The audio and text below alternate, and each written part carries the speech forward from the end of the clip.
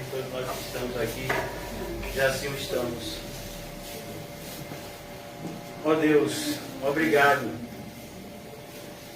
Obrigado pelo dia de hoje, pela oportunidade que o Senhor nos concedeu de estarmos reunidos em Teu nome, cobertos pelo sangue regenerador, purificador, renovador do nosso amado Senhor Jesus Cristo. No dia de ontem nos lembramos do seu nascimento, mas jamais devemos ter em mente isso, que jamais devemos nos esquecer da sua obra perfeita e consumada, que nos alcançou na cruz, a ponto de, como disse o amado irmão nosso, o apóstolo Paulo, quando fui ter com vocês, decidi nada saber, a não ser Cristo e este crucificado. Possamos nos lembrar constantemente que o menino que nasceu em Belém, cresceu em Nazaré, uma família pobre, foi condenado em Jerusalém injustamente por inveja e morreu na cruz, no Calvário,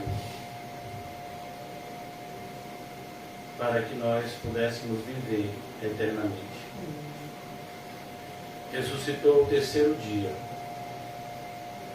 demonstrando para todos aqueles que são seus, que nos aguarda no futuro, que embora no tempo presente precisemos ser provados, há um futuro glorioso para todos nós que estamos em Cristo. Nele vivemos e para mais perto dele nos movemos. Seja assim essa manhã, Senhor. Que essa reunião santa nos santifique mais ainda para Ti. Que haja um amor santo nos nossos corações, crescendo cada vez mais para a Tua glória, fazendo com que tratemos uns aos outros como somos tratados por Ti. Graças Te damos, ó Pai, ó Filho, ó Espírito Santo, Deus triuno em mistério, que nos salvou e constantemente tem demonstrado a sua salvação a nosso favor, nas correções, nas exortações, nos livramentos, na providência preciosa e maravilhosa que sempre nos alcança em muitos momentos que estamos próximos ao desespero.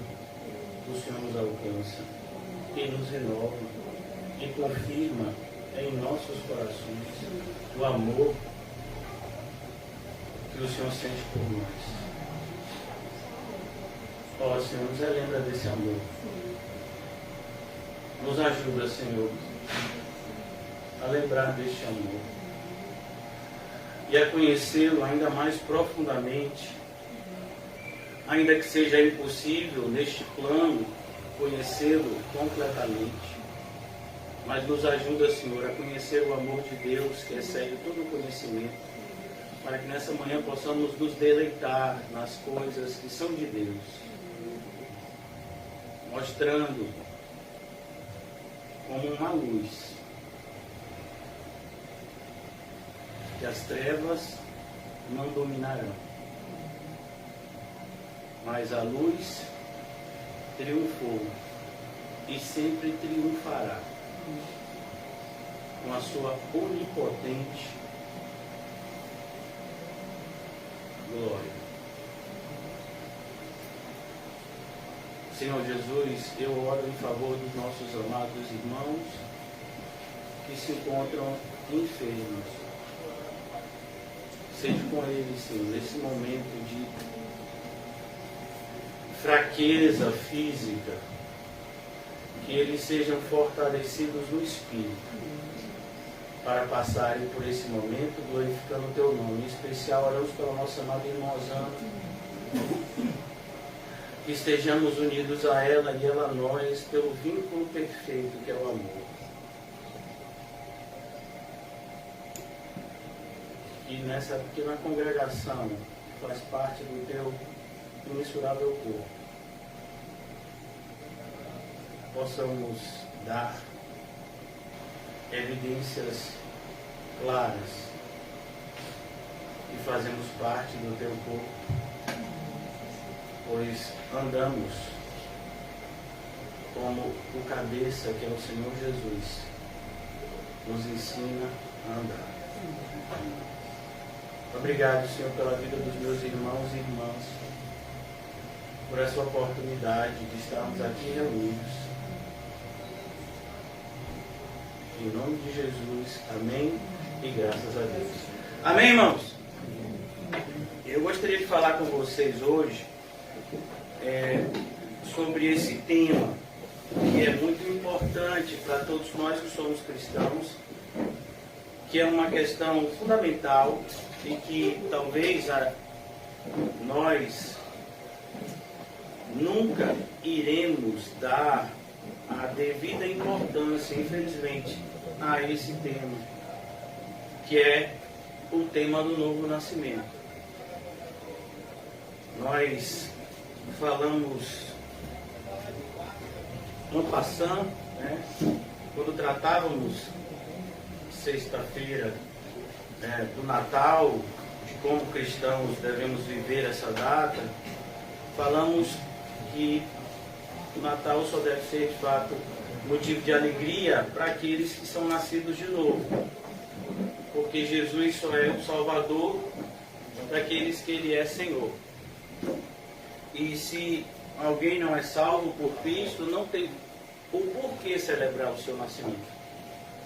Mas hoje, irmãos, eu queria pensar com vocês, em espírito, estarmos reunidos, refletindo acerca do nosso nascimento espiritual. É o que nós chamamos de novo nascimento. Então, todos nós aqui nascemos no sentido humano. Todos nós aqui tivemos, em algum momento, que ser literalmente expulsos do ventre materno. Estávamos aquecidos no útero, quando então se deu o tempo determinado por Deus para que nós viéssemos ao mundo. Mas a Bíblia diz que mais importante do que esse primeiro nascimento na vida do cristão é o seu novo nascimento. E essa doutrina ela é ensinada em toda a Bíblia, tanto no Antigo quanto no Novo Testamento. E o Senhor Jesus, Ele mostra para a gente como que essa doutrina tão importante, ela pode também ser tão pouco compreendida por pessoas que são extremamente religiosas, que é o caso de Nicodemos. Tem João, no Evangelho de João, capítulo 3, Jesus trata dessa doutrina com Nicodemos, a ponto de Nicodemos falar uma bobagem talvez para nós, Mas ele diz, como eu posso nascer de novo, já sendo velho? Ele estava pensando de uma forma lógica. E nós precisamos compreender que as coisas espirituais, elas se discernem espiritualmente. Mas é impossível para uma pessoa, infelizmente é impossível para uma pessoa que não nasceu de novo, compreender as coisas espirituais. Então nós pregamos sobre o nascimento na esperança de que o Espírito Santo regenere os ouvintes e faça proveitoso para nós aquilo que para o mundo é sinal de condenação. Então eu gostaria de abrir com vocês uma passagem que eu creio que é muito conhecida, segundo aos Coríntios.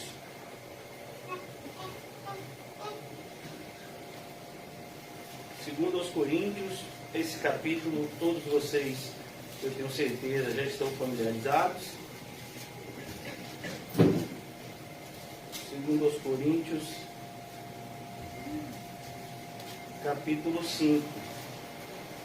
É um versículo só que a gente vai falar aqui hoje e vai ser o nosso ponto de partida. Amém? Como em outros momentos, nós iremos navegar por outras passagens das Escrituras. Então, 2 Coríntios 5,17. O apóstolo Paulo está concluindo uma linha de raciocínio que começou no início desse capítulo, quando ele fala da questão de quando o cristão morre, ele não tem o porquê se entristecer, muito pelo contrário. O cristão, quando ele morre, ele vai para o melhor lugar que ele poderia estar. E o apóstolo Paulo, ele vai falando sobre esse assunto. Inclusive o nosso amado irmão José, ele falou desse capítulo na terça-feira, se eu não me engano, até os versículos 10, de 1 a 10, não foi? Terça-feira você falou sobre 2 Coríntios 5, quando você falou do tribunal de Cristo, né? E aqui no versículo 17 nós lemos o seguinte: todos acharam? Amém? Amém. E assim, se alguém está em Cristo, perceba, eu gostaria de ler com bastante cuidado, como se a gente estivesse experimentando uma deliciosa torta. Vocês gostam de torta? Ou só eu que gosto? Então, assim, vamos imaginar, né, que a gente está experimentando uma torta, aquela torta de limão, com leite condensado. E aí você vai botando ela devagarzinho na boca, porque você quer sentir o sabor. Porque vocês são pessoas educadas, que vão comer uma só fatia. Aí vocês experimentam cada pedaço como se fosse único. Amém? Descrevi a personalidade de vocês, cristãos. E assim, perceba, o apóstolo Paulo deixa claro que o que ele está fazendo nesse versículo é a conclusão de algo que ele havia falado anteriormente. Então ele está falando, é como se ele estivesse dizendo, finalmente, diante de todas essas coisas que eu falei anteriormente, ele agora traz a conclusão. Se alguém está em Cristo, perceba mais uma vez essa partículazinha se. Por que isso, irmãos? E eu tenho que falar com toda a responsabilidade que a minha função pastoral me incumbe, e ao mesmo tempo com toda a tristeza de ter que falar dessa verdade que é visualmente perceptível no nosso meio, que nem todo aquele que está na igreja está em Cristo. Então o apóstolo Paulo quer de logo mostrar que há essa separação, embora nós não quiséssemos que ela houvesse. Nossa vontade era que todos nós pudéssemos ser regenerados e todos estivéssemos firmes em Cristo e amadurecidos. Mas infelizmente não é assim, e precisamos enfrentar a realidade e, como disse o próprio apóstolo Paulo, aprender a viver contente mesmo nessa atmosfera. Quando ele fala que devemos aprender a viver contente em toda e qualquer situação, ele inclui essa. A situação de você estar em uma igreja onde, infelizmente, pessoas que chamamos de irmãos não agem como tais. Muitas vezes nos decepcionamos, muitas vezes nos frustramos, algumas vezes somos até traídos, apunhalados pelas costas, mas a gente sempre falou aqui algo que a Bíblia nos ensina. É muito melhor ser aquele que é violentado do que aquele que comete o ato de violência. é muito melhor ser aquele que foi vítima de um furto, de um roubo, do que aquele que o cometeu. É muito melhor ser assassinado do que ser assassino. Essas verdades, elas são claras nas Escrituras. Embora muitos de nós possamos estar tentando fugir dela. Já agora, o apóstolo Paulo fala: e assim, se alguém está em Cristo, é nova criatura. Então, se alguém está em Cristo, se alguém de fato está em Cristo, perceba, o que o apóstolo Paulo está dizendo é justamente trazer para nós um sinônimo da expressão novo nascimento. Qual seria o sinônimo? Nova criatura. Quem é uma nova criatura? É a pessoa que nasceu de novo. E qual é a primeira característica que aqui já está sendo apresentada para nós? Ele está em Cristo. Vocês que já leram o Novo Testamento todo, amém? Alguns mais de 10 vezes só esse ano, amém? Vocês podem perceber que é o apóstolo Paulo que pela primeira vez traz essa expressão. Que expressão, pastor? Em Cristo. Perceba, nós ouvimos nos evangelhos muito que nós devemos seguir a Cristo, nós devemos imitar a Cristo, mas é o apóstolo Paulo que traz essa expressão estar em Cristo, e a ideia é você literalmente estar dentro dele. É como falamos no início, somos o corpo, como que cada um de nós fôssemos uma célula deste corpo, e Cristo é o cabeça. Todos nós formamos o corpo. Todos nós que estamos na igreja aqui na terra, formamos o corpo. E Cristo é o cabeça dela. É isso que está em Cristo. Nós estamos dentro dele. O apóstolo Paulo, ele se apropria de uma visão que não é nova, por assim dizer, não é do Novo Testamento, não é exclusividade do Novo Testamento, mas essa visão ou esse princípio já estava no Antigo Testamento, num salmo muito conhecido, que é o Salmo 91, que eu tenho certeza que muitos, inclusive, têm na porta pregado, ou em alguma parede. O Salmo 91 diz que nós devemos estar à sombra do Altíssimo. Não é assim que ele fala? Nós estamos lá, à sombra do Altíssimo. A ideia é essa de... Quando você está à sombra, quer dizer que você está tão perto de alguém que a sombra dele te cobre. Você já percebeu isso? Você nunca vai estar debaixo de uma sombra longe do objeto que dá a sombra.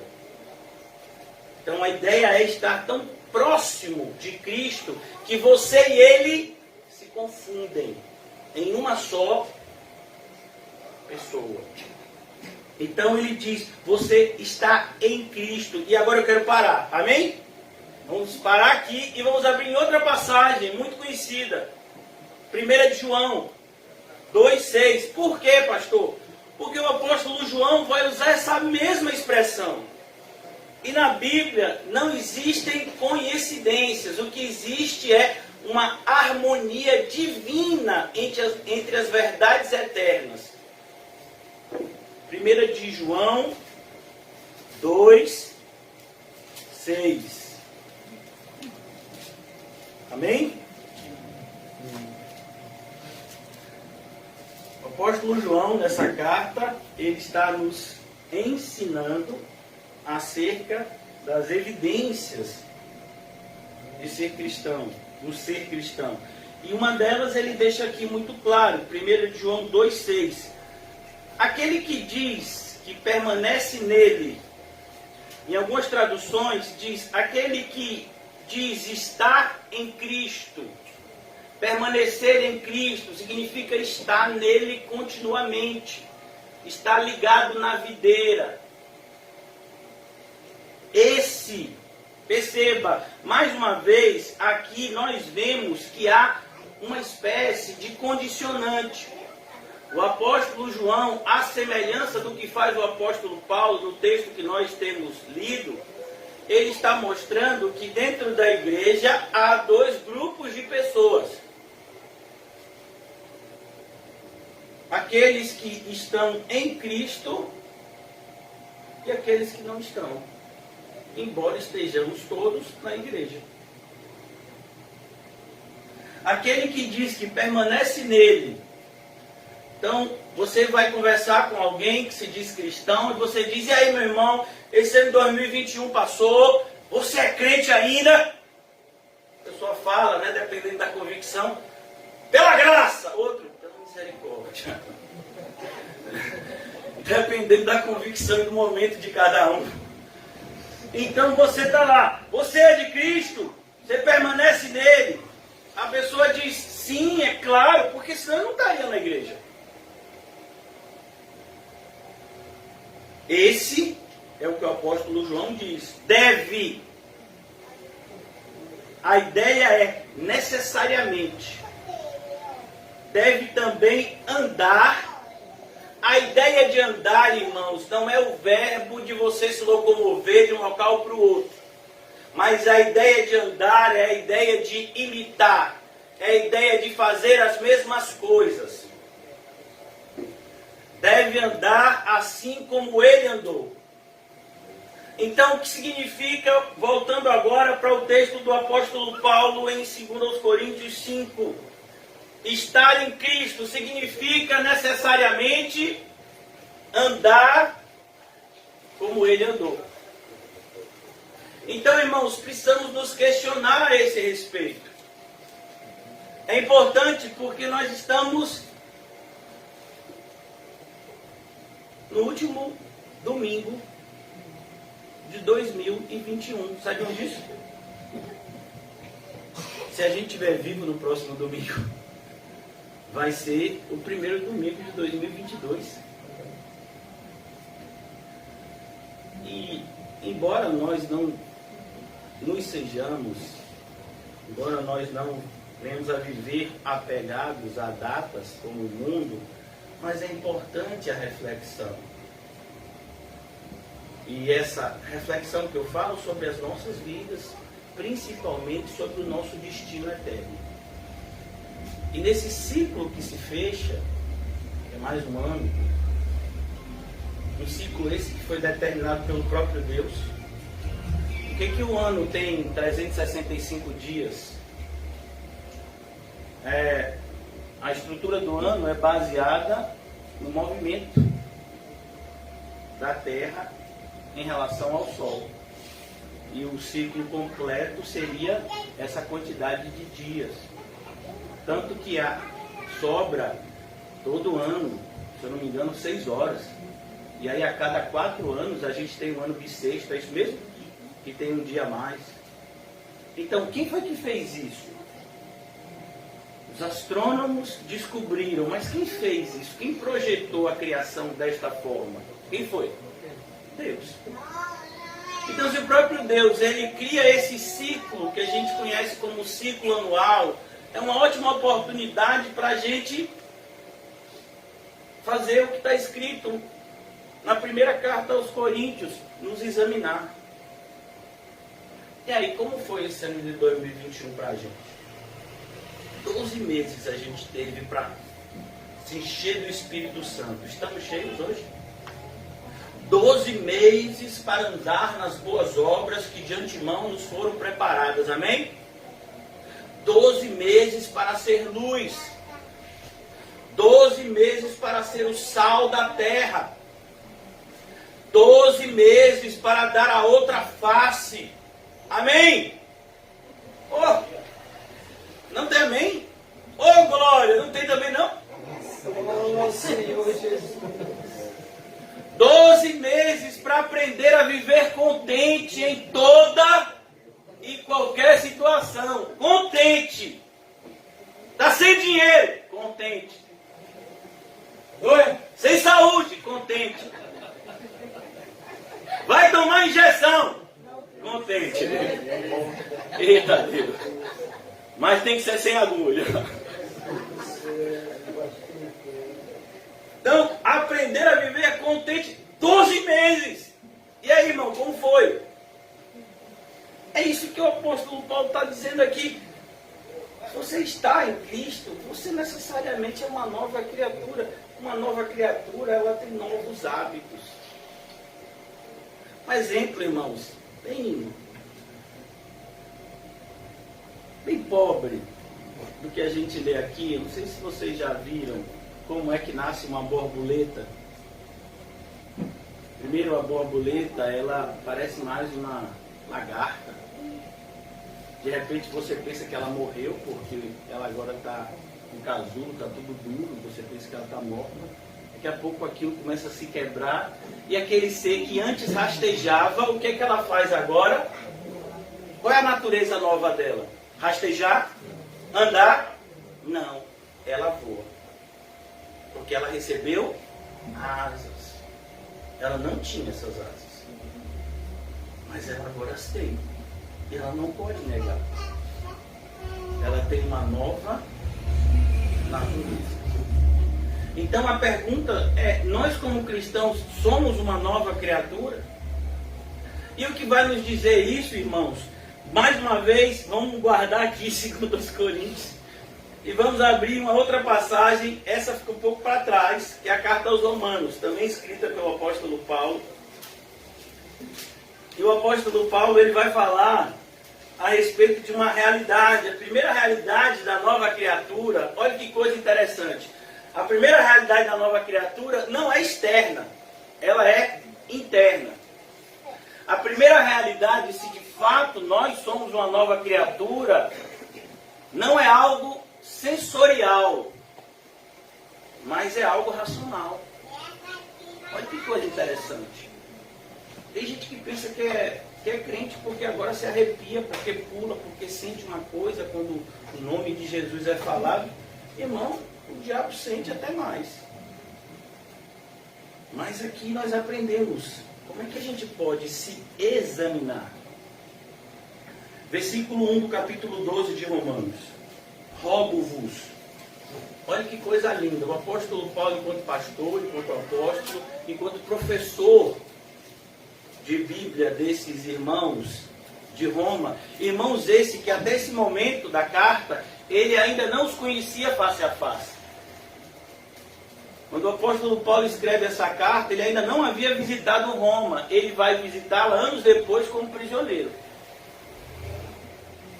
Rogo-vos, pois, irmãos, pelas misericórdias de Deus. Olha que coisa bonita. O apóstolo Paulo está apresentando uma verdade preciosa e ao mesmo tempo fazendo uma oração. Não é lindo isso? Que apresenteis o vosso corpo por sacrifício vivo, santo e agradável a Deus, que é o vosso culto racional. Agora, irmãos, nós adoramos a quem conhecemos.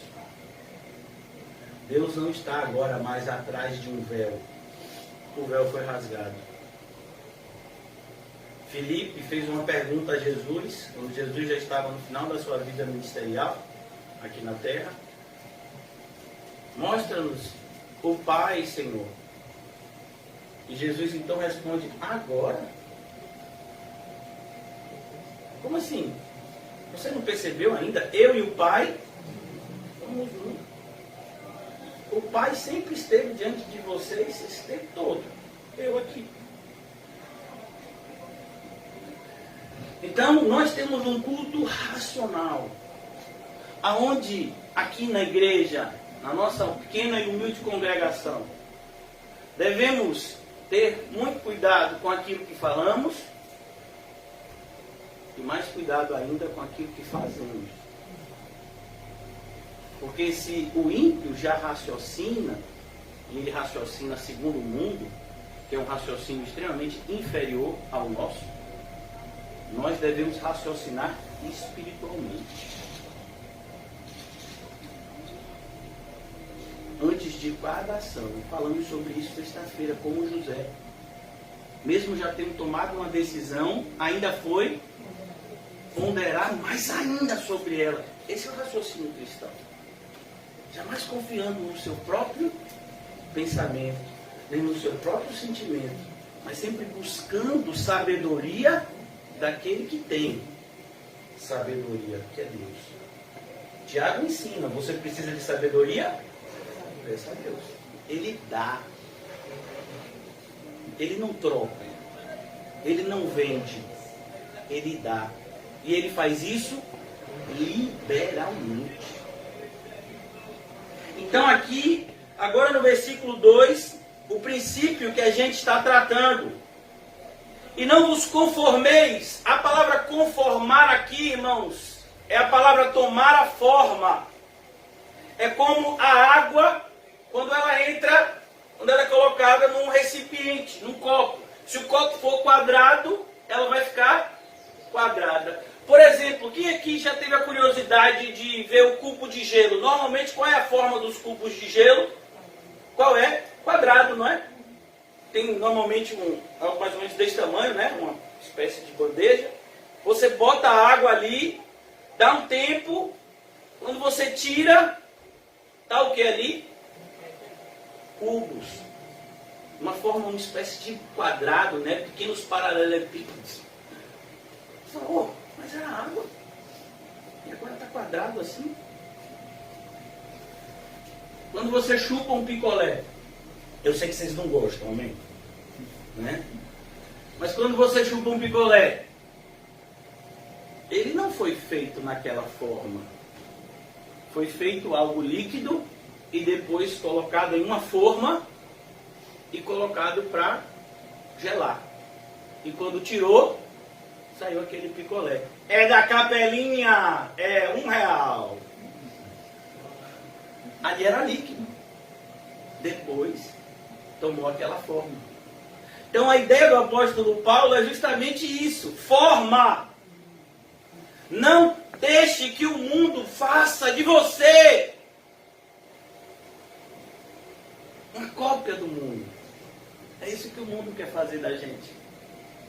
Quer que a gente haja e pense segundo o mundo. Aqueles que tanto se preocupam com o selo da besta deveriam ler mais isso aqui. É por isso que lá em Apocalipse João fala que essa marca ela está na testa e na mão.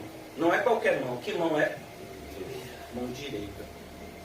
E como vocês já sabem, porque José já ensinou e ensinou bastante isso, repetindo várias vezes para que a gente pudesse assimilar. O livro do Apocalipse, ele tem um pano de fundo extremamente interligado com o modo de pensar do povo judeu. E nesse sentido, no sentido hebraico, a fronte representa modo de pensar. E a mão direita, a forma de agir. Então a marca da besta é o quê? É um modo de pensar e uma forma de agir conforme o príncipe deste mundo. O que está escrito em 2 de Coríntios? Porque o príncipe deste século cegou o entendimento dos incrédulos. Como ele fez isso? Com a marca da besta. Ela não vai ser colocada, ela já está. Todos aqueles que estão no inferno agora, eles já estão lá porque foram selados com essa marca. O irmão José já falou sobre isso, nós já falamos sobre isso algumas vezes. O Apocalipse não é um livro que fala do futuro somente. Ele fala do passado, do presente e também do futuro. Existem verdades daquele livro que já foram cumpridas. Existem verdades daquele livro que estão se cumprindo e outras que se cumprirão. Por isso a gente tem que tomar cuidado, porque essa verdade aqui não tome a forma deste século. A ideia de século aqui não é uma ideia temporal, mas é uma ideia comportamental. É como a gente ouve, né, o Senhor Jesus falando, esta geração. Ali ele está falando de tempo. Ele está falando de comportamento. Como um determinado grupo age. Então aqui é a mesma coisa. Não vos conformeis a este século. Não se conforme a este mundo. Não deixe que o mundo dite as regras para você. Ah, no Natal a gente tem que fazer assim. Quem foi que te disse isso? Foi a Bíblia ou foi o mundo? No Ano Novo a gente tem que virar de branco. Ou de amarelo. Ou de vermelho, se você quiser amor. Não é vermelho, amor? Ou é rosa? Sei lá. Tem gente que já vai... É vermelho, pastor. Já comprei a minha camisa. Tem gente que é amarelo e não tira de jeito nenhum, que diz que é dinheiro. Negócio, eu soube que 2022 vai ser um perrengue e já vou pedindo logo a papai. Vou pedindo em forma de uma camisa amarela. Pastor, em nome de Jesus, não vire um ano usando essa blusa preta não, pastor. Coisa ruim. Agora veja, o que você tem a ver com a camisa nenhuma? Mas é o mundo influenciando a gente nem percebe. A influência do mundo, ela vai entrando, irmãos, e a gente nem percebe, como um vírus. Essa semana, alguns irmãos pegaram a virose. Eu peguei semana passada, eu acho que semana retrasada. Você não vê o momento que você pegou o vírus. Ele entrou pelo ar, pela boca, ou pelo nariz, pelo olho. Você nem percebeu. Você só vai perceber depois, quando o quadro viral se instala no seu corpo. As consequências desse vírus ter entrado em você, não é assim? É a mesma coisa a influência do mundo. Se olhe no espelho, você parece com um discípulo de Cristo? Ou você é um descolado? Uma vez a pessoa chegou e disse: pastor, o senhor tinha que ser mais descolado. Eu digo: de jeito nenhum, estou colado na cruz de Cristo e não saio de lá. Uma pessoa outro dia me disse, né? Ao longo desses 10 anos eu ouvi tanta coisa. Pastor, o senhor é muito quadrado. Eu disse: meu filho, essa minha estrutura assim é genética, sempre tive, né? Essa formação. Então, cuidado com a forma. Mas cuidado com a forma, irmãos, está falando do seu comportamento, do seu pensamento principalmente. E aí Paulo vai dizer como nós nos transformamos. Qual é a evidência de que a primeira evidência de que eu sou uma nova criatura? Quem é a primeira pessoa que percebe isso? É a própria pessoa que foi transformada. Ela percebe isso antes das demais. Por quê? Porque isso começa nela, de dentro para fora. É por isso que jamais a gente tem que sair por aí formatando as pessoas. Ô meu irmão, não use mais essa blusa não. Tome aqui uma blusa de botão. Ô meu irmão, não use mais essa cor não. Ô meu irmão, não, tire da sua porta essa planta aí. Espada de São Jorge, não tem uma planta que tem isso não? Não é? Espada de Ogum. Rapaz. Barão. Até eu fiquei com medo agora, mas Deus está no controle. Deus é Pai poderoso. Aí vamos imaginar que alguma pessoa que se converteu tem essa planta na porta de casa, né? Aí você diz para a pessoa: meu irmão, você é crente agora, tire essa espada de Ogum, bote aí uma rosa na sua porta. Meu filho, essas coisas não são assim. Você tem que pregar Cristo para a pessoa, você tem que ensinar o modo de vida de Cristo. As ações externas, aí são depois. Porque se as ações externas precederem uma transformação interna, sabe como é que a Bíblia chama isso? Hipocrisia. Era o que os fariseus faziam. Eles demonstravam externamente algo que não tinha acontecido dentro deles. Então a gente tem que tomar cuidado, não somos chamados a fazer isso. Quem fazia isso eram os fariseus, que atravessavam o mar para fazer um prosélito. E depois disso, essa pessoa estava salva? Não, era 2 vezes. Olha que assustador. 2 vezes mais merecedor do inferno do que os próprios fariseus que apresentaram para ele um evangelho adulterado. Cuidado, para que a gente não siga esse molde errado. Não vos conformeis a esse século, mas transformai-vos. Olha que coisa, nós não somos chamados para transformar o mundo. O mundo não vai ser transformado, o mundo vai ser destruído. Nós somos chamados para nos transformar. Mas como é essa transformação, pastor? Eu faço um novo corte de cabelo, como é? Eu faço clareamento dental, entendo como é essa transformação. Aí ele diz, pela renovação da vossa mente. Então, ó, você tem que agir de tal forma que na sua testa não tenha 666, mas tenha Cristo. É o que em 1 Coríntios aprendemos. Nós temos a mente de Cristo. Ali é como se Paulo estivesse dizendo, se alguém olhar para a gente, ele vai ler aqui na nossa mente Cristo. É Cristo que domina nosso pensamento. A gente pensa como Cristo. De que forma? Todas as circunstâncias que se apresentam diante de nós, nós fazemos uso da Bíblia, que nos apresenta o testemunho de Cristo, para que nós possamos tomar as nossas decisões seguindo o modelo que Cristo deixou. É isso que Paulo está dizendo. Tanto aqui quanto lá em 2 Coríntios. Nós precisamos ter a renovação da vossa mente. Então a gente tem que ter uma mente renovada. Como assim? Quando você antes era assaltado, você ficava com a raiva do assaltante. Mas isso era...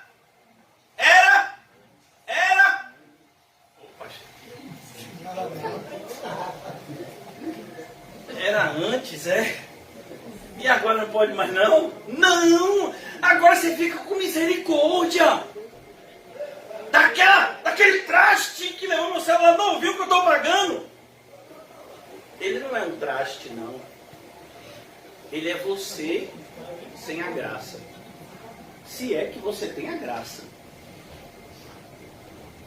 Então é isso. Eu estava conversando com um irmão ontem. Nós não tratamos as pessoas como somos tratados. Ou nem como gostaríamos de ser. Mas nós tratamos o nosso semelhante como somos tratados por Cristo. O referencial tem que ser esse. Mas por que você trata tão bem essa pessoa que só lhe trata mal? Porque Cristo me ensinou assim.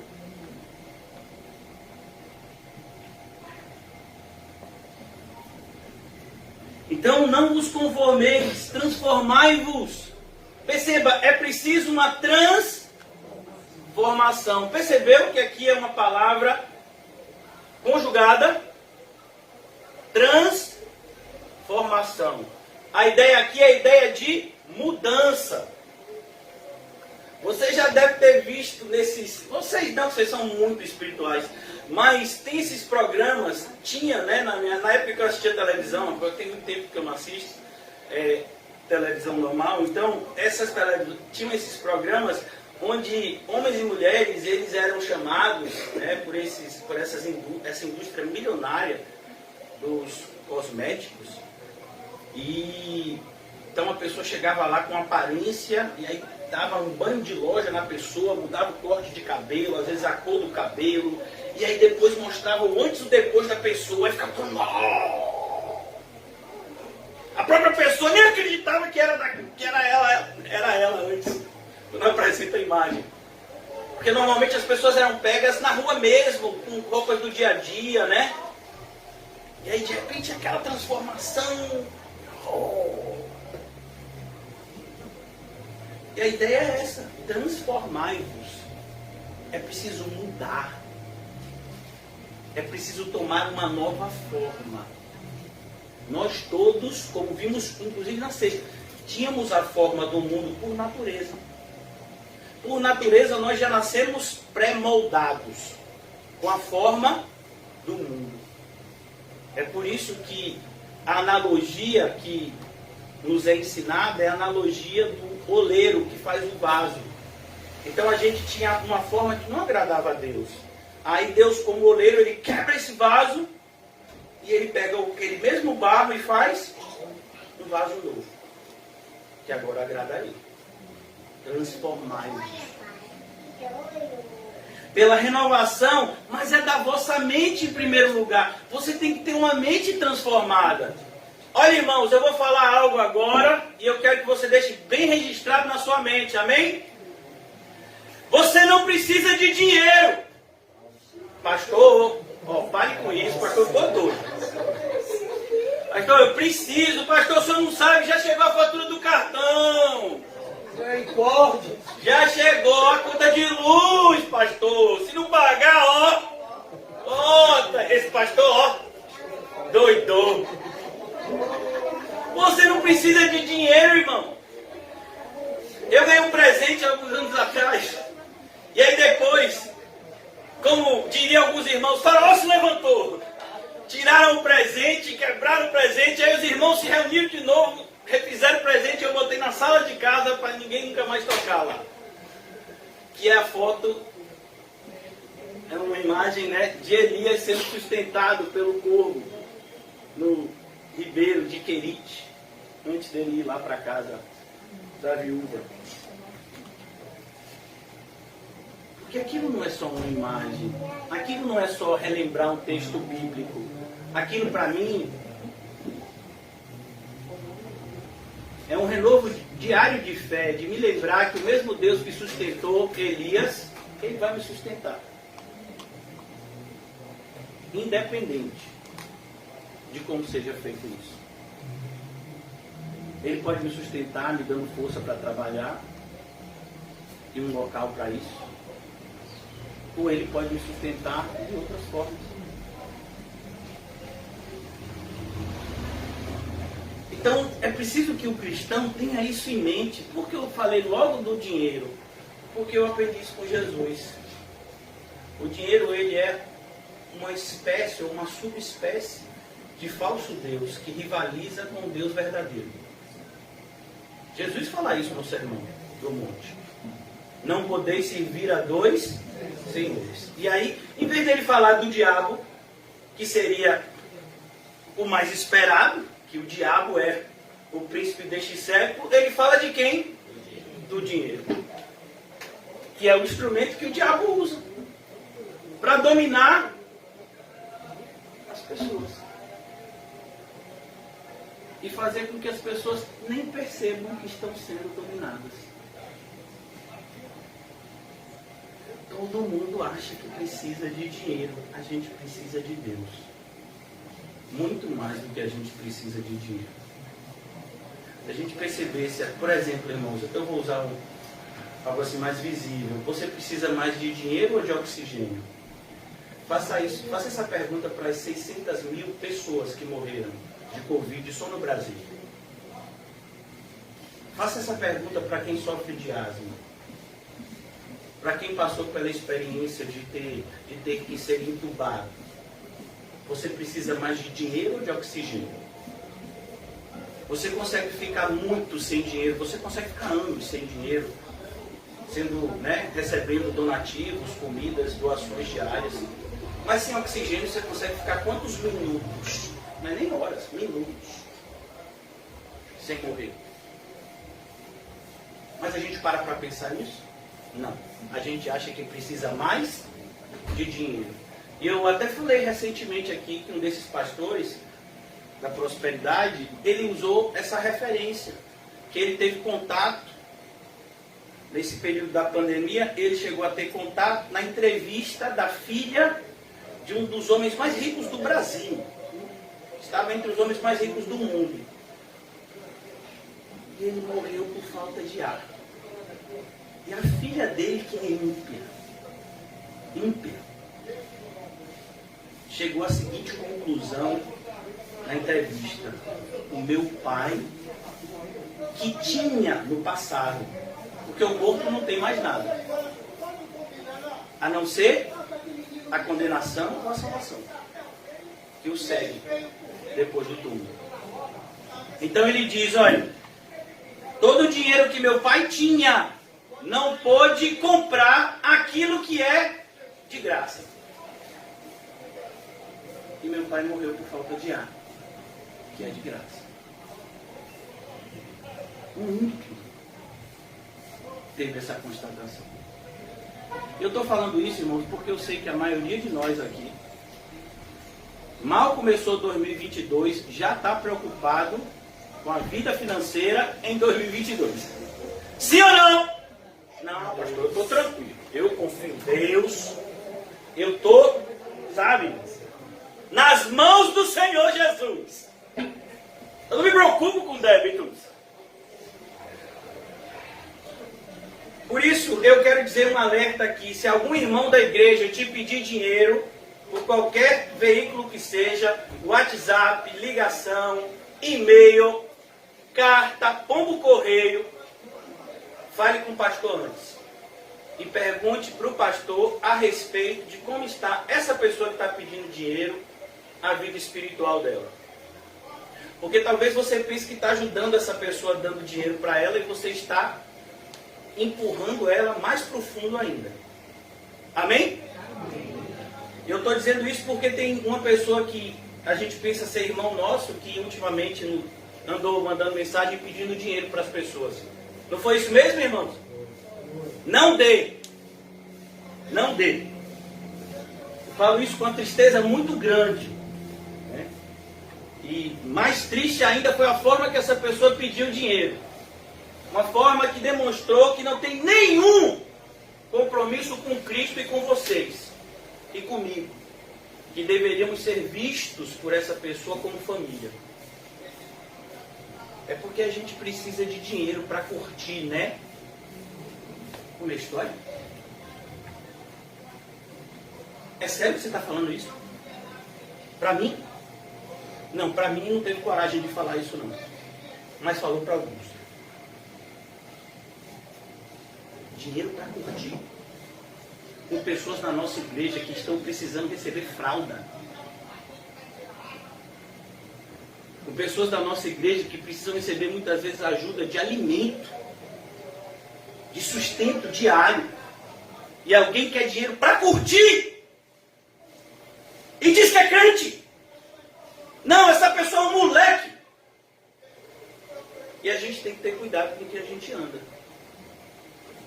Por isso, irmãos, é que eu prego como eu prego. Porque eu tenho responsabilidade com o meu papel neste local. Embora alguns não compreendam isso. Transformai-vos pela renovação da vossa mente. Essa pessoa não foi ainda transformada. Não precisa de dinheiro para ser feliz. Você precisa de Cristo. Pegue as notícias. As festas mais caras são onde tem as notícias mais tristes. Famílias destruídas, assassinato. A gente não precisa de muito, irmãos, para ser feliz. A gente precisa de Cristo. Com Cristo, uma cela gélida é um palácio. Sem Cristo, um palácio é o inferno. Essa é a verdade da Bíblia. Se você não acredita, irmãos, eu temo por isso, porque significa que sua mente não foi transformada. Se você ainda precisa de coisas materiais para se sentir bem, tem alguma coisa de errado na sua maneira de pensar. Nós deveríamos estar nos desapegando do mundo e não nos apegando mais ainda. Não é isso? A gente não está indo para o céu? Ou não? Vocês estão indo para o inferno? Eu espero que não. Até porque só tem esses dois lugares, viu? Então, assim, se a gente está indo para o céu, a gente tem que o quê? Se desapegar do mundo. E não nos apegar mais ainda. Viver com menos, não com mais. Aprender a estar contente com as mínimas coisas. Pensou que coisa maravilhosa você olhar para pedaço de pão e ter a gratidão de que foi Deus que colocou aquele pedaço de pão, porque Ele se preocupa com a sua nutrição. O Criador do céu e da terra, que está agora controlando as estrelas, que está controlando os astros para que não se choquem uns com os outros, Ele se preocupou com eu que sou um verme, com a minha alimentação. Isso deveria me dar alegria, não o sabor da alimentação. Então a gente precisa urgentemente, irmãos, de uma mudança de mente. Vai entrar um ano novo, mas será que a gente vai entrar um ano novo sendo velho? Será que a gente vai fazer a mesma pergunta que Nicodemos? Como, Senhor, eu posso nascer de novo já sendo velho? É por isso que uma pessoa, irmãos, que não é regenerada, Jesus inclusive usa também essa analogia, ele diz, uma pessoa que ainda está debaixo da influência do vinho antigo, ela nunca vai valorizar o novo. Porque ela vai dizer que o antigo é melhor. Como aquelas pessoas que estavam no deserto. Elas estavam comendo, literalmente, de uma comida divina, porque Deus é quem enviava o maná todos os dias, e eles preferiram a comida do Egito. Já pensou? Você tem uma demonstração diária da existência de Deus, do cuidado dele com você, e você prefere, vá gostar de cebola assim no inferno. Cebolas, mamões, melões, eu acho, pepinos, a carne. E eles nem tinham essa carne toda, viu? Porque eles eram escravos. Mas eles preferiram, pelo estômago, voltar para o Egito. Não é triste isso? Isso é exemplo para a gente, irmãos. Por isso, nós devemos ter a mente renovada. E eu estou falando isso principalmente para quem é pai e mãe aqui, amém? A gente não tem que fazer o que os nossos filhos querem. A gente tem que fazer o que os nossos filhos precisam. É assim que Jesus nos ensinou. Jesus não faz o que você quer. Se você de fato é filho dele, ele faz o que você precisa. Eu queria tanto isso. Não, mas não vai ter não. Mas meu pai, não é o que você precisa. Eu preciso muito. Precisa não. Transformai-vos pela renovação da vossa mente, para que experimenteis. Qual seja, irmãos, eu estou dizendo isso porque Deus é bom. E tem alguns de nós aqui que nunca experimentaram isso. E isso é tão triste. Porque quem não tem a mente transformada nunca vai ver a mão de Deus, por mais que ele esteja lá. Porque Deus faz o sol se pôr para justos e injustos. Mas quem vai render glória a Ele? Para que experimenteis qual seja a boa. Ela é boa, agradável e perfeita. Não é lindo isso? Boa, agradável e perfeita vontade de Deus. Amém, irmãos? Vocês perceberam que há uma simetria entre os versículos 1 e 2 que a gente leu aqui? O versículo 1 diz que eu tenho que apresentar o meu corpo vivo, santo e agradável a Deus. E aí termina o versículo 2 dizendo que eu experimentarei a vontade boa, agradável e perfeita de Deus. Isso é o que? Transformação. Isso é nova criatura.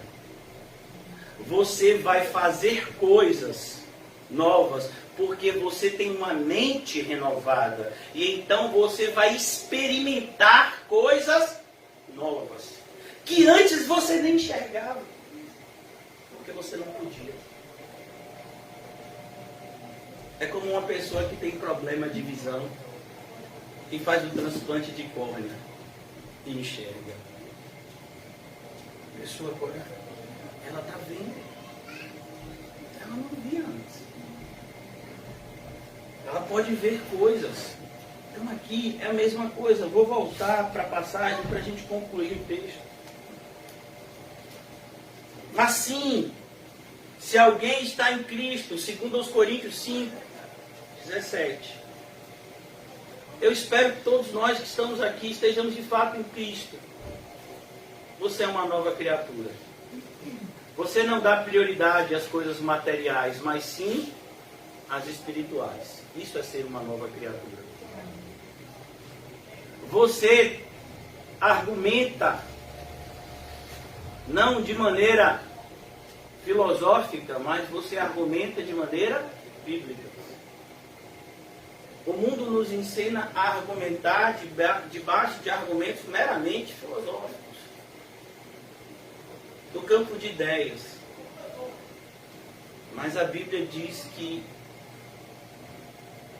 nós afirmamos o que conhecemos. Perceba que na filosofia tudo é eu acho, eu penso. Talvez seja. Na Bíblia não. Eu sei. É assim. É dessa forma. Enquanto que o mundo nos ensina a relativizar as coisas, a Bíblia nos apresenta os absolutos de Deus. Verdades imutáveis. Verdades invariáveis. Por isso ele diz, concluindo, as coisas antigas, o que eu pensava antes, o que eu fazia antes, o que eu desejava antes, as coisas antigas já passaram. E a gente falou sobre isso na segunda-feira passada, quando vimos o exemplo da vida do apóstolo Paulo. Quem era o apóstolo Paulo? Quando então conhecido como Saulo de Tarso. E quem se tornou ele depois? A mudança, uma mudança total na vida desse homem, a ponto dele falar que aquilo que era lucro, ele enxergava como lucro, ele via agora como prejuízo. Perda e prejuízo são sinônimos. É como, por exemplo, irmãos, vamos imaginar uma pessoa que é cristã. E ele termina o ano tirando o saldo bancário dele e tem lá 10 milhões de reais. Oh, aleluia! Oh, glória! Não! Se ele é cristão de verdade, ele tira esse saldo e agora ele vai chorar e orar. Senhor, como é que eu tenho tanto, Senhor? E tantos irmãos meus têm tão pouco. Ó Senhor, eu não sairei daqui do quarto de oração enquanto o Senhor não me disser o que fazer com o seu dinheiro que o Senhor colocou em minhas mãos. Você percebeu? Se fosse uma velha criatura, é 10 milhões, eu vou comprar uma casa nova, eu vou comprar um carro novo, eu acho que eu vou dar uma casa para o irmão Paulinho. Sabe, eu tenho 10 milhões, eu vou fazer as coisas. Eu tenho. Não, você é uma nova criatura. Você agora já enxerga que tudo é de Deus e você é apenas um administrador, que pode ser visto como um administrador fiel ou infiel. Ou vocês nunca leram essa parábola? A parábola do administrador infiel. Então, tomemos cuidado, irmãos, porque é necessário uma mudança de mente. É necessário que as coisas antigas passem da nossa vida. Antes eu morria de medo de morrer. Se alguém falasse, você vai morrer, eu morria antes. De susto. Agora não. A pessoa diz, você vai morrer. Você que pensa, eu vou para o céu. A maneira que eu vou chegar lá, eu não sei. Eu posso chegar no céu de morte morrida, de morte matada, ou eu posso chegar no céu como Enoque chegou. Quem sabe é Deus. Se Ele quiser me levar como Enoque, estou aqui.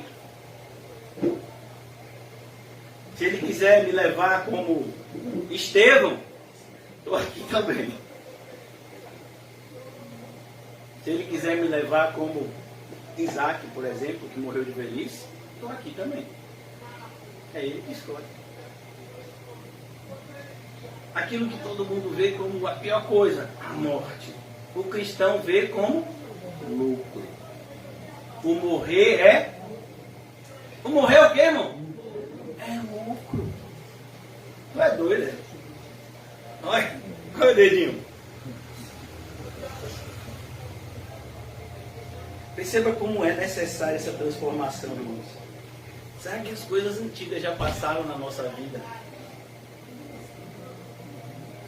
Passaram. Olhe, não mudou a forma como nós devemos aprender as coisas. E a Bíblia mostra isso. Uma das melhores formas de ensino, atestada pela própria Escritura, é a repetição. É por isso que muitas vezes precisamos ouvir as mesmas coisas. Porque a gente ouve a mesma coisa 100 vezes e na 100ª, é assim, varão. Mas você já ouviu isso 100 vezes. Mas agora foi diferente. Agora me assustei. Agora bateu um temor. Vou botar as coisas em ordem. A 100ª. Quem sabe é Deus, irmão. Por isso, essa é a afirmação. As coisas antigas devem passar. E essa é a pergunta. Será que na nossa vida as coisas antigas já passaram? Ou a gente ainda continua a mesma criatura, apenas com vestes diferentes? Olha que desespero. A gente continua a mesma pessoa lá dentro, embora externamente a gente use, né, o jargão de crente, amém, glória a Deus, aleluia, a gente tem uma Bíblia, a gente faz uma oração, mas internamente a gente não mudou. Que desespero, irmãos. É isso que a Bíblia fala quando diz que muitos naquele dia dirão: Senhor, Senhor! São esses. E tiveram mudanças externas apenas. Senhor, Senhor, em teu nome. Em meu nome? Não, você nunca fez nada. Você não é uma nova criatura, nunca foi. Tudo que você praticava, que você dizia e pensava ser obras de justiça, eram para mim, na verdade, trapos imundos. Porque você nunca foi uma nova criatura. Apartai-vos de mim.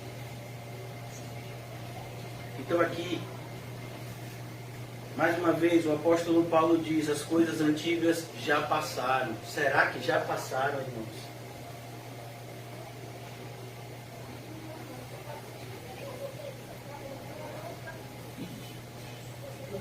Três áreas que eu gostaria de que você fizesse uma anamnese em você mesmo. Como é que está a sua mente hoje? O que tem dominado seus pensamentos?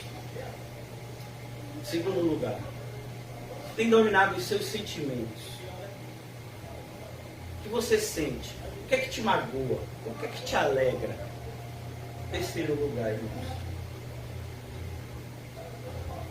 as suas ações. Como você tem agido no dia a dia? Quem é você no dia a dia, quando você está fora da igreja? No seu trabalho, na sua casa, no seu bairro, quem é você? Você só é crente aqui? Alguns nem aqui são, mas você só é crente aqui? Quem é você? Porque a nova criatura, ela é uma nova criatura. Ela não consegue esconder isso na padaria, no supermercado. Ela não consegue esconder isso no trabalho, no ponto de ônibus, no meio da família. Ela não consegue esconder. Ela é uma nova criatura. Ela tem uma nova maneira de pensar, ela tem uma nova maneira de falar e ela tem uma nova maneira de agir. Ela é uma nova. As coisas antigas passaram e agora você não é mais nada? Não, eis que se fizeram novas. Vieram agora novas coisas. Em vez da gente querer entesourar na terra, a gente quer entesourar onde? No céu. Senhor, eu quero fazer boas obras, Senhor. Não as minhas boas obras, mas as que o Senhor predestinou para que eu as fizesse. Senhor, eu não quero mais me mover segundo os meus próprios sentimentos, mas eu quero, Senhor, que o teu sentimento me governe. Isso é um cristão, irmãos. Ele está o tempo todo conectado com Cristo, porque essa união entre ele e Cristo é profunda demais, incorruptível. Há uma nova maneira de viver, irmãos. E a gente tem que perguntar se essa nova maneira de viver é a nossa, onde nós não somos mais prioridade. Nós não somos mais prioridade. A nossa família não é mais prioridade. Os nossos planos não são mais prioridade. Tudo se fez novo. Agora, as minhas prioridades são as prioridades de Deus. A minha família é a família de Deus. A minha vontade é a vontade de Deus. A minha alegria é a alegria de Deus. Eu me sinto alegre quando Deus está alegre comigo. Eu me sinto extremamente entristecido quando eu sei que tenho dado motivos para Deus se entristecer comigo. Isso é uma nova criatura. E a gente precisa se questionar, irmãos, porque essa pergunta é a diferença entre o céu e o inferno. Essa pergunta. Mas como assim, pastor? Se você não é uma nova criatura, você vai para o inferno. Se você é uma nova criatura, você vai para o céu. Simples assim. Por isso que o Senhor Jesus foi tão duro, e eu já vou aqui fechar para a gente concluir a exposição de hoje. Por isso que o Senhor Jesus foi tão duro com Nicodemos. Os irmãos que vão ajudar na ceia já podem distribuir os elementos da ceia. O Senhor Jesus olha para Nicodemos, mas ele olhou com um olhar de amor, de misericórdia, de graça. Mas o fato da gente amar alguém não significa que a gente vai passar a mão na cabeça dessa pessoa, no erro. Quem ama, corrige. Então ele olha para Nicodemos, ele diz algo para Nicodemos que é extremamente desagradável. Você imagina, irmãos, vamos imaginar que você está indo para algum local, se encontrar com alguém. Isso já aconteceu comigo. Você está indo para um local, você saiu do ponto A para ir para o ponto B, só que você pegou um caminho errado. E aí quando você está aqui, obrigado meu filho, quando você está aqui, bem longe, aí você para, algo que você já devia ter feito há muito tempo, você para e pergunta, eu estou indo para esse ponto B aqui, ó. Eu estou indo para esse local. Eu estou perto, a pessoa diz, ih rapaz, você pegou a estrada errada, você tem que voltar 150 quilômetros, pegar à direita no lugar que você pegou à esquerda, e aí você vai começar a viagem. E não tem como eu vir daqui para aqui, não? Não, não tem. Não tem esse tipo de atalho. Você tem que retornar. Agora você dizer isso para uma pessoa que é um idoso, uma pessoa que tinha atingido, para ele ter a posição que ele tinha, ele teve que estudar muito, ele teve que se dedicar muito, ele teve que ser o melhor do ponto de vista humano, ele tinha que ser dos melhores do seu povo. E de repente aparece um jovem que tinha talvez menos da metade da sua idade, mas que ele sabia que tinha mais sabedoria do que ele. Olha que coisa linda. E diz para ele, você precisa começar do zero. Irmãos, imagine Nicodemos ouvindo isso. Começar do zero. Mas eu já fiz tanta coisa. Eu já evangelizei. Eu já fiz missões. Eu já fiz missões, inclusive, até no exterior. O senhor, você não sabe com quem está falando. Nicodemos, eu conheço você antes do seu nascimento. E eu estou lhe dizendo, você precisa nascer de novo. Você acha que foi fácil? Não foi. Mas aquela verdade não ficou em vão na vida de Nicodemos. A prova disso foi ele que foi buscar o corpo de Jesus. Porque ele nasceu de novo. E para isso ele teve que perder tudo que antes para ele era lucro. E por que ele fez isso? Porque ele enxergou que aquilo que para ele antes era lucro, na verdade, era o que atrapalhava ele. Era um peso morto. Era lixo. O que a gente faz com lixo? A gente acumula em casa? A gente faz isso? A gente joga fora. É por isso que nas cidades nós temos as empresas que fazem o recolhimento do lixo e colocam em aterros sanitários. Por quê? Porque o lixo é algo que deve ser descartado.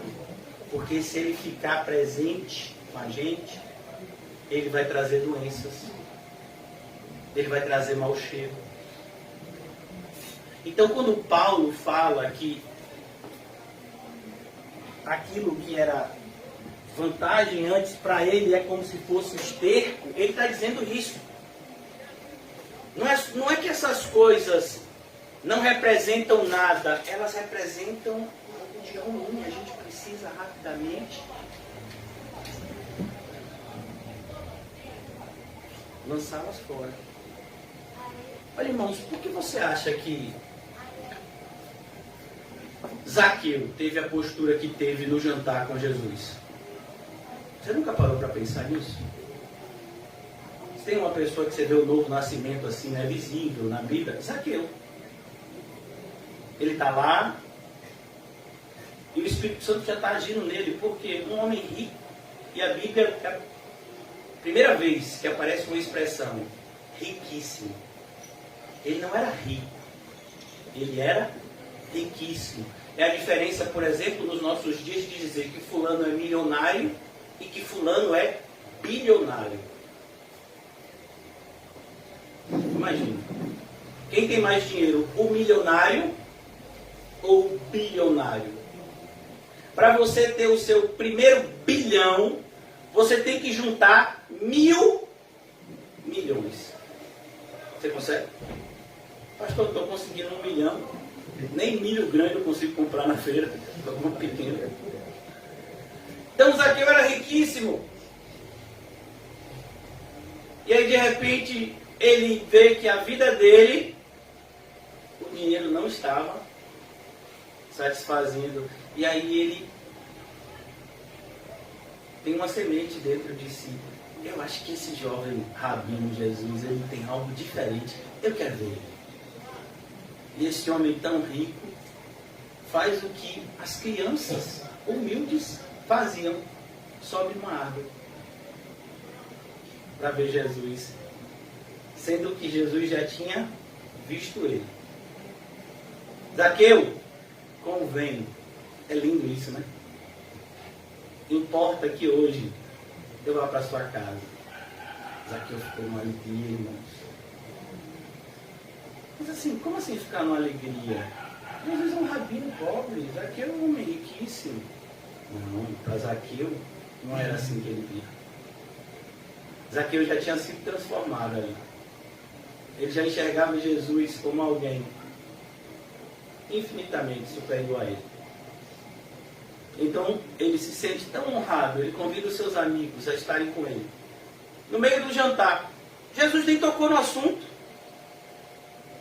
Ele para tudo e ele diz: ainda hoje, não é amanhã. Ainda hoje, eu dividirei os meus bens pela metade. Você acha que era pouco, irmão?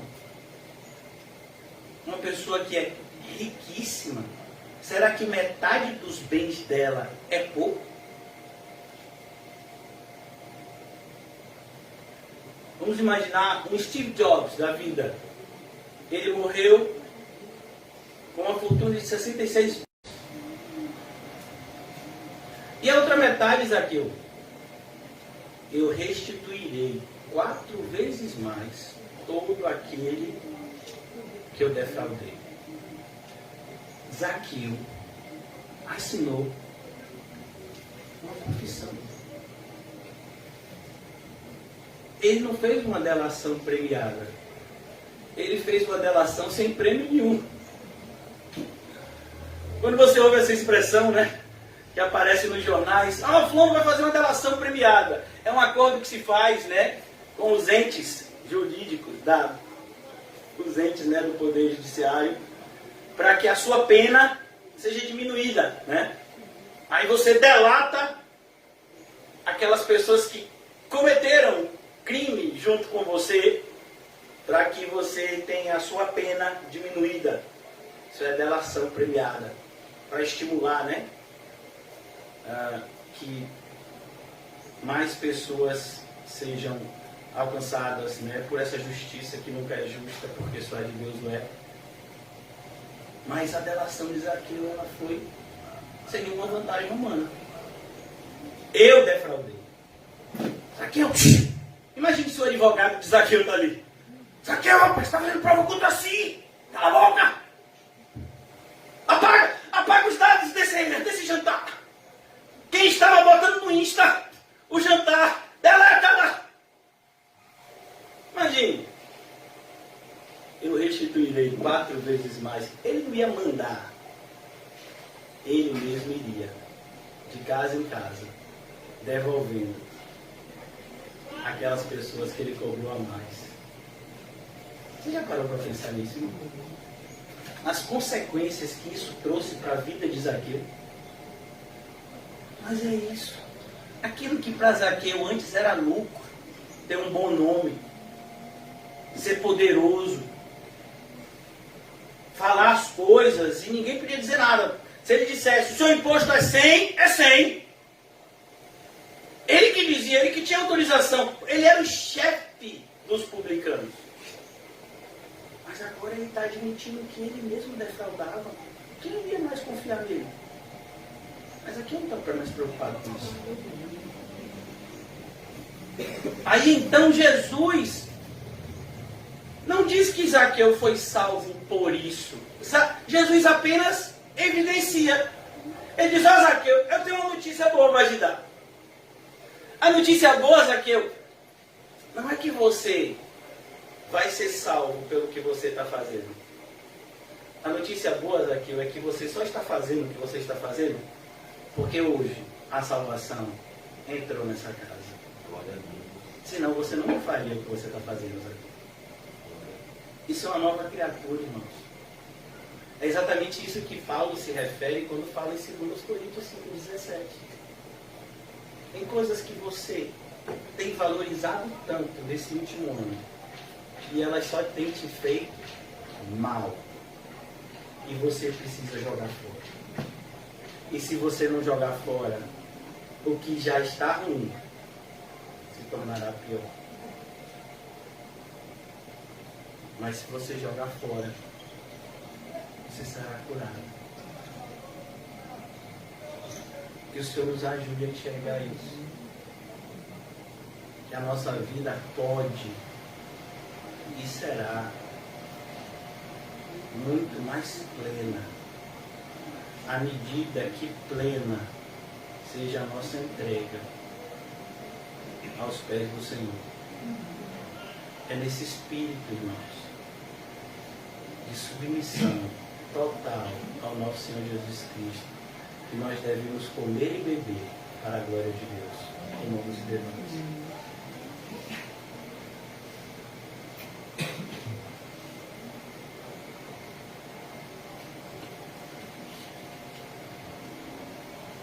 Ó Deus Pai, Pai nosso que estás no céu,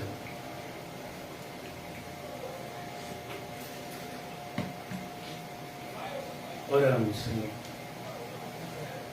na certeza de que o Senhor sempre nos ouve. Tem compaixão de nós, Senhor, e completa a obra que já iniciaste em nós, Senhor. Não nos deixa, Senhor, de maneira nenhuma sermos enganados mais uma vez, como no passado fomos, pelo príncipe deste século, pelo nosso próprio